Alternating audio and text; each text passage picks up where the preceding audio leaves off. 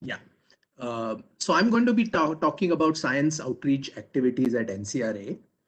Uh, our flagship program is what we call the JMRT Science Day. It's organized around the National Science Day, which is celebrated on February 28th. And we do it over a 2-day period.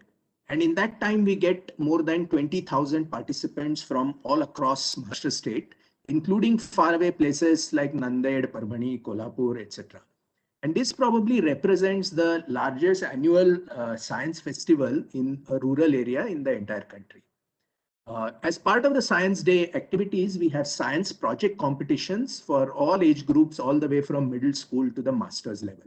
In addition to this, we have a number of public talks, science demonstrations, models, and posters highlighting the engineering capabilities and the scientific research being carried out at the JMRT, as well as other institutions. So we have a lot of scientific institutions, mostly within Pune district, who come up and put up their exhibits about the research and other work that they are carrying out. This year, of course, unfortunately, due to the pandemic, we could not have a real full-scale science day. So we had a replacement, which was a virtual event through which we were able to reach out to literally thousands of students who participated in the science project competition.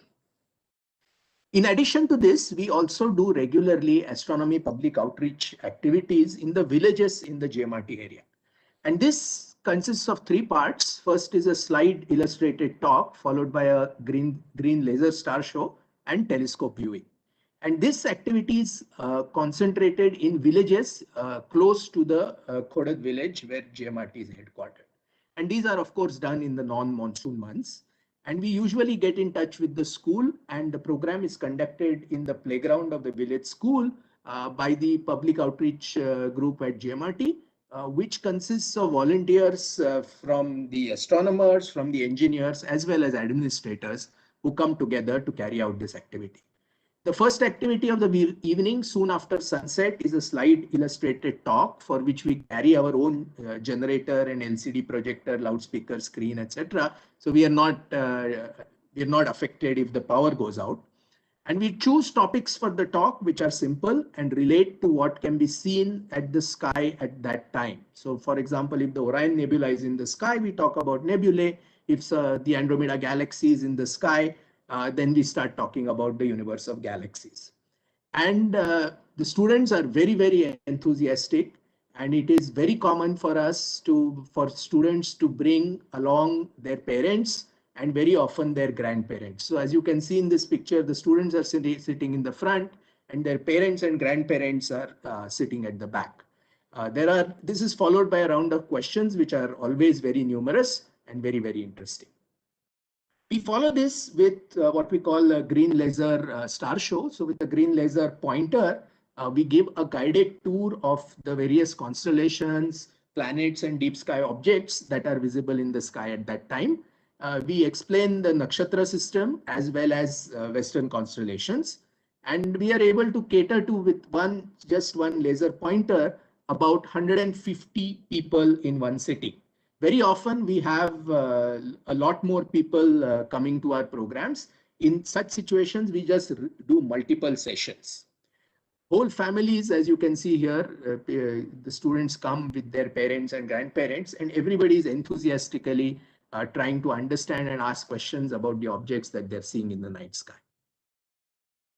This is then followed or sometimes in parallel done with the telescopic viewing session, where we try to, we have multiple telescopes, so we can cater to multiple people at one time. So queues form behind each telescope. And we choose very, very bright objects like the moon, the planets, the Orion Nebula, Andromeda Galaxy, etc., as the objects to target. This entire program, we try to do it one program a month during the non-monsoon months. On average, we do end up doing between 7 or 8 programs, and each program is done in a different village each time. Attendance is usually between 100 and 500 people for each program, although one mega event that we had done at Narayangao in 2009 attracted about 5,000 people. Besides this, we NCRA members also go and talk to various organized groups, schools, colleges, astronomy clubs, planetarium, science centers, etc. And we talk about the research being done at NCRA, new developments at the GMRT in terms of new upgrades and technological developments, as well as astronomy topics in the news. Astronomy has won 4 out of 11 Nobel Prizes in the last 11 years. And so there is plenty to talk about in the field of astronomy. Our scientists also give talks outside of the Pune area as part of the activities of the Public Outreach Committee of the Astronomical Society of India, which holds its annual meeting in different towns of India every year. And our members go out there and they give talks in those areas. We have lots of other activities. For example, every Friday we have regular observatory visits. This is open to the public, but it's mostly engineering students who come there in groups, and we are able to have more than 10,000 students per year visiting. We have now, in recent years, developed a strong presence on social media through our Facebook, Twitter, and YouTube pages. We've also done several one-off programs which are related to events in the sky, and some which have been organized by others and to which we are invited, and some which we do in support of other activities at NCRA. And we've listed a few examples here, which include production of videos and eclipse viewing sessions, producing the production of a comic book for the transit of Venus in 2012, and a slew of programs in support of the Pune Astronomy Fortnight, which was organized just before the annual meeting of the Astronomical Society of India in 2015. Many of the NCRA members are associated with a trust known as the Khodad Rural Science Center, which was set up by Professor Govind Swarup about a decade ago. The center is physically housed in this building, which is located next to the village school in Khodad, and it conducts many science-related activities. They have a smart room, they have a well-stocked library, they have a science lab and computer lab. This center has received generous funding through CSR activities of some major Pune-based industries. They are organizing talks and workshops by external experts, and they try to focus on activities on topics that are more of rural of local interest. So the current focus is on adolescent health and how that can be improved, how that can be taken care of.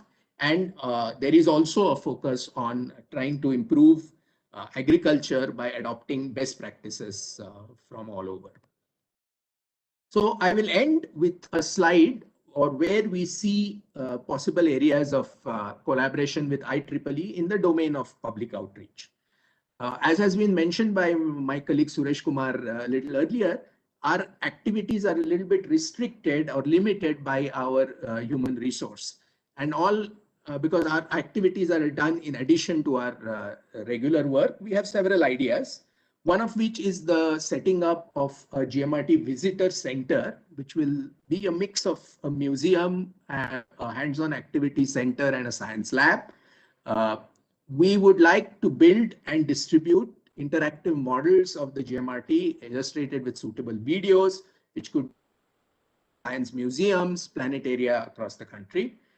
We would also like to participate in development of resource material which school college teachers can use in their regular teaching. So for example, they could use astronomy related concepts to teach things which are already part of the curriculum and organized around events such as Zero Shadow Day, eclipses, equinoxes, solstices, to teach basic concepts in physics and geography. Also, we can help develop courses in statistics, data analysis, programming, etc., topics where our NCRA members have a great deal of expertise. We would also try to build an archival project which could organize the extremely large amount of historical information about the radio astronomy group of TIFR, which has built all these facilities and telescopes. and put it into a searchable web-based archive. Of course, these are just ideas that we have thought of. I'm sure in the discussion that will follow today, some of these could be taken up for more detailed discussion. Thank you very much.